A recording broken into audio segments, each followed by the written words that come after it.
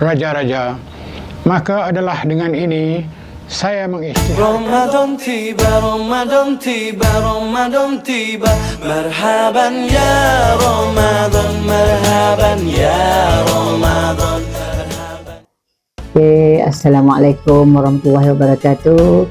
Saya dalam pentadbiran SK Datuk Hashim mengucapkan selamat menyambut Ramadan Al-Mubarak yang akan tiba tak lama lagi kepada seluruh warga sekolah kebangsaan Datuk Hashim dan juga kaum muslimin dan muslimat seluruhnya. Assalamualaikum warahmatullahi wabarakatuh.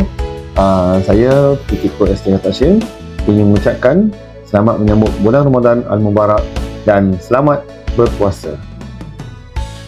Assalamualaikum warahmatullahi wabarakatuh.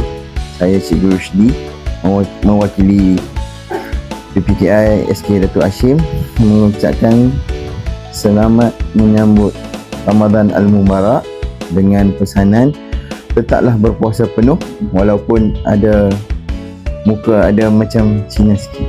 Sekian, terima kasih. Assalamualaikum warahmatullahi wabarakatuh.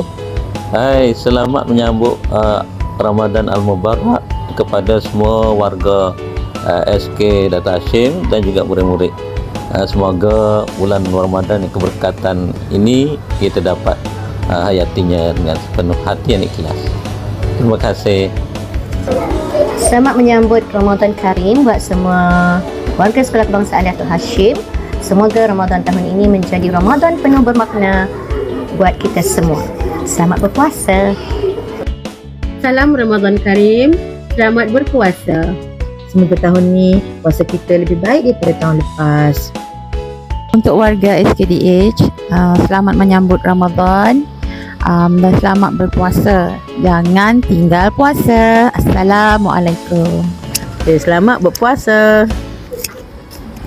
Saya mengucapkan selamat menyambut Ramadan dan berbuat perkara-perkara baik pada bulan Ramadan. Kepada seluruh warga SKDH, selamat menyambut Ramadan Al-Mubarak dan selamat berpuasa. Okay. Kami AKP SKDH ingin mengucapkan selamat berpuasa kepada semua warga SK Datuk Hashim. Untuk Ramadan, saya mengucapkan selamat berpuasa kepada seluruh warga SKDH. Semoga kita berpuasa dengan penuh keikhlasan untuk tahun ini. Terima kasih. Assalamualaikum. Saya mengambil kesempatan untuk mengucapkan selamat menyambut Ramadan Al-Mubarak. Assalamualaikum warahmatullahi wabarakatuh. Selamat menyambut bulan Ramadan Al-Mubarak kepada warga SK Datuk Hashim daripada Unit Disiplin dan Pengawas.